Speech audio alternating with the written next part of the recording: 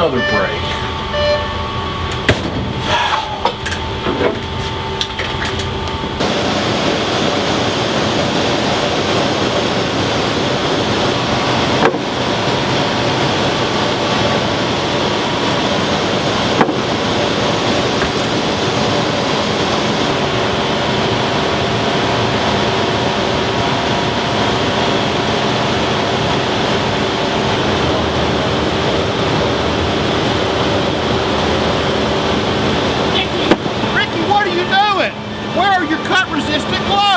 What's all the yelling about? I'm trying to get the machine back up running as quick as I can. I'm trying to make you look good. Now that's nice, but we have worked over 3 years without a recordable, and I don't want one today. Now go get the right gloves and do the job right.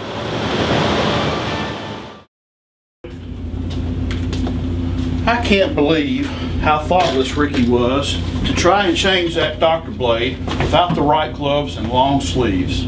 Well, did you ask him why he wasn't wearing them? No, I just told him to go get the right gloves and to do it. Perhaps it'd be helpful to consider why he chose to make the decision he made. Perhaps we can address the root cause. He knows the damn rule, he just needs to follow it.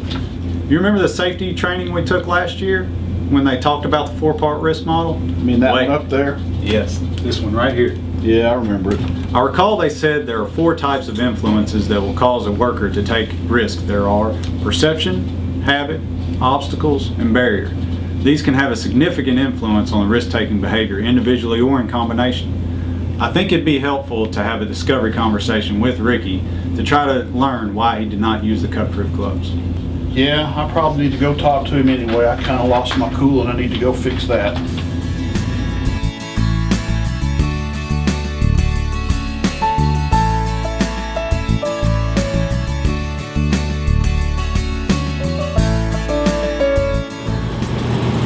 Hey Ricky, you got a minute to talk? Yeah. Gonna need a union stir? Last time you were doing a lot of yelling. Yeah, I was, but I've calmed down since then. In fact, I kind of wish I hadn't done so much yelling, or any of it, to be honest. But I do want you to tell me why you were not using the correct gloves to change that doctor blade when we talked about that in the safety meeting. Okay, but you might not know what I have to say about it. Well, I may not, but I still need to hear it. Well, I went to the locker room to get the gloves and they weren't in there. You know how we talked about the last couple of months in our safety meetings, they haven't been restocking the gloves. Well, I decided to go ahead and change them without cut-resistant gloves. You know, because it's going to take time for me to order them and get them over here, and I decided to go ahead and do it like we used to. I didn't want to extend the downtime, so I went ahead and done what I thought you wanted me to do. Well, do you think that I really want you to take that shortcut just to get the machine back up and running? Well, you said production. We always wanted to get the machine back up running fast in production, so I went ahead and decided to use them without cut-resistant gloves. Well, that's certainly not what I want. Production's important, but safety's more important. We need to work safe so that we go home with the same number of fingers and toes we came to work with.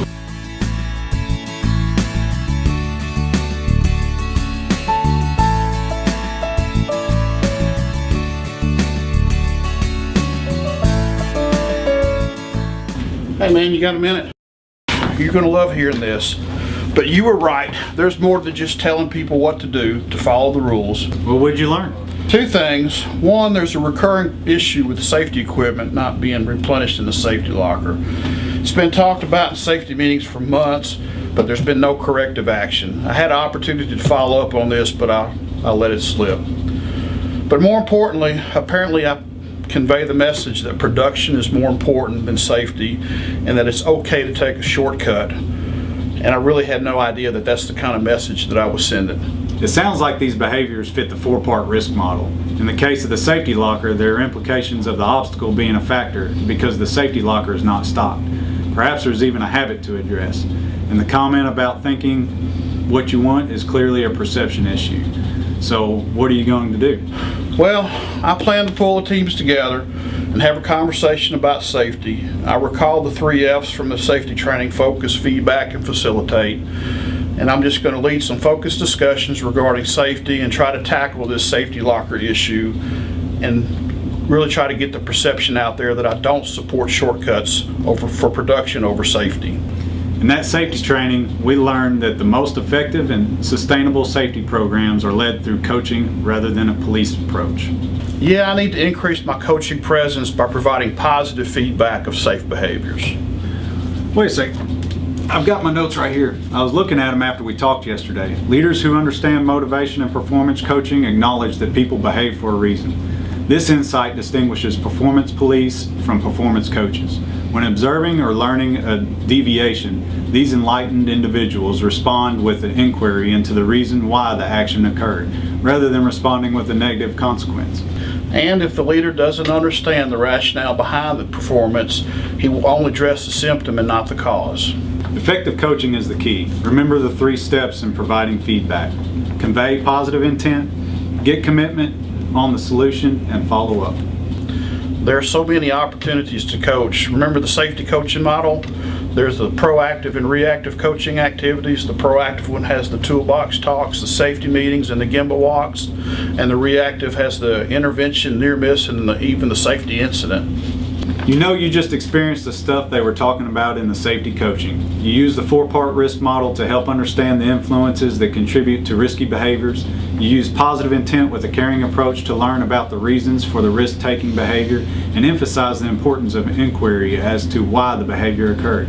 We reviewed the importance of the safety coaching model and taking the opportunity to do proactive coaching and being prepared to do reactive coaching when necessary.